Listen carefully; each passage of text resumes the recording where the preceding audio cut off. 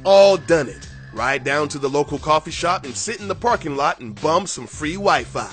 Some people actually buy a scone and sit inside to surf, but others just need to check their email really quick. And although it may seem ethically questionable, it's not really breaking the law though, right? Introducing the Computer Fraud and Abuse Act. It says gaining access to hotspots that don't require passwords without the owner's consent could result in a 5-year felony charge. Back in 2005 and 2007, people in Alaska and Michigan have been charged with unauthorized access to unsecured wireless fidelity networks. One man in Florida got fined $400 and had to serve 40 hours of community service for sitting outside his neighbor's house with a laptop and siphoning off precious bandwidth.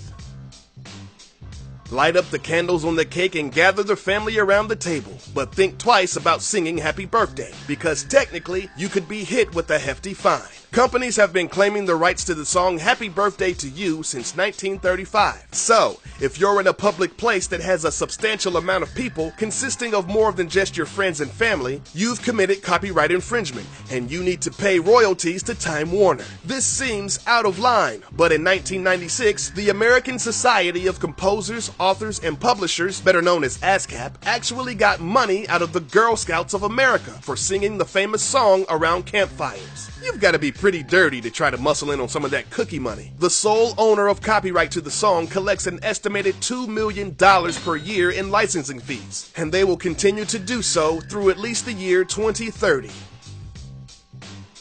Whatever you do, you better hold it in, because if you let one fly, you could be facing a trip to the slammer. No joke. In 2008, a man in West Virginia was charged with battery after he farted, then fanned the gas towards a police officer. He was arrested for battery. The charges were later dropped, but come on, he was arrested for farting? In Florida that same year, a 13-year-old middle school student was taken into custody for continuously farting in class. According to the police report, he was arrested for continual disruption of the classroom environment. If the "he who smelt it dealt it" rule still stands, then the officers should have arrested the person who reported it. Just saying.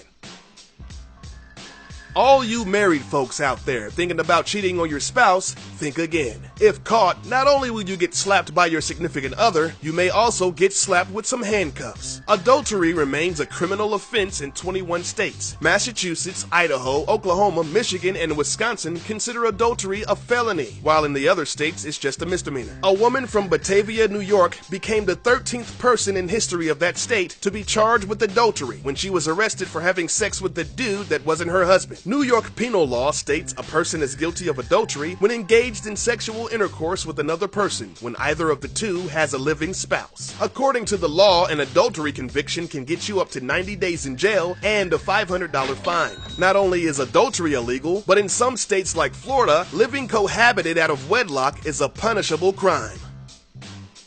You can just forget about your First Amendment right to free speech, because in some states, you better watch your little potty mouth or you'll get jail time and a hefty fine. That's right, you can indeed be locked up for cursing in public. In Michigan and Oklahoma, if you use vulgar language in the presence of a woman or child, that's 30 days in the county clink. In North Carolina, if 2 or more people hear you using loud and boisterous indecencies on any public road, it's a Class 3 misdemeanor. Check out Rhode Island though. Their law states that anybody guilty of profane cursing can be fined a maximum of $5. It's like a statewide swear jar.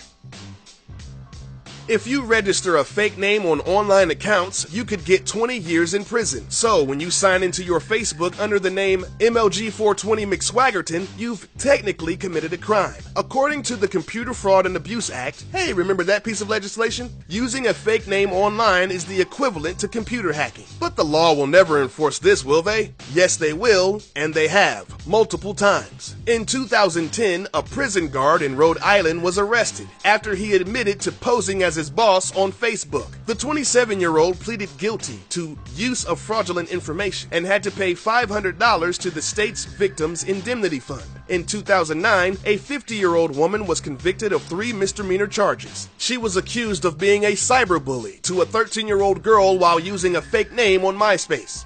You remember MySpace, don't you? The case actually went to trial because the teenager later committed suicide. If you have ever been given oral pleasure and you live in one of these 13 states, then you've broken the law. About a dozen states still have anti-sodomy laws, claiming that oral, anal, or any kind of homosexual activity can land you in jail. In 2003, the Supreme Court ruled that it's unconstitutional to prohibit consensual sex between adults, calling it a violation of the 14th Amendment.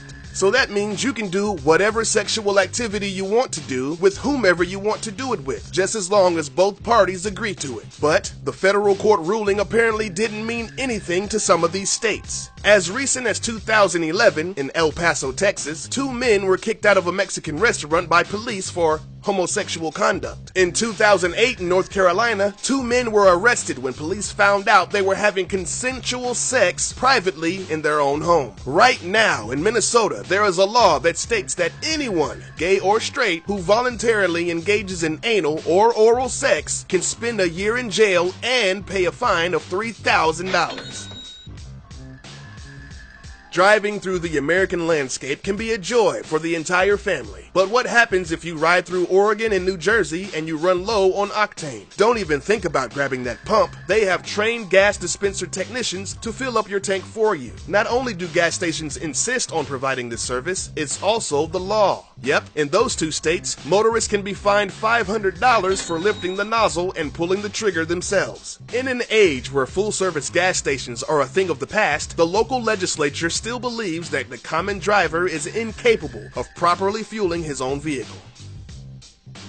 In states like Pennsylvania, New York, and New Jersey, they have very strict anti-graffiti laws. So if you're searched by authorities, you better not have any markers. Being caught with a bag full of spray cans, markers, or other graffiti-producing paraphernalia is a big-time no-no. In some states, no person under the age of 18 can possess a spray paint container or broad-tipped indelible marker. You're probably thinking you can't get arrested for stashing a Sharpie in your shorts, but think again. In 2011, in California, sheriff's deputies performed a dramatic raid on a reformed graffiti artist's home, confiscating what they called vandalism tools, including stickers, art prints, and yep, markers. In Oklahoma City in late 2010, a 13-year-old was taken into custody by officers. A math teacher saw that he was using a permanent marker and subsequently called the police. Yes, they actually yanked him out of class and took him to juvie.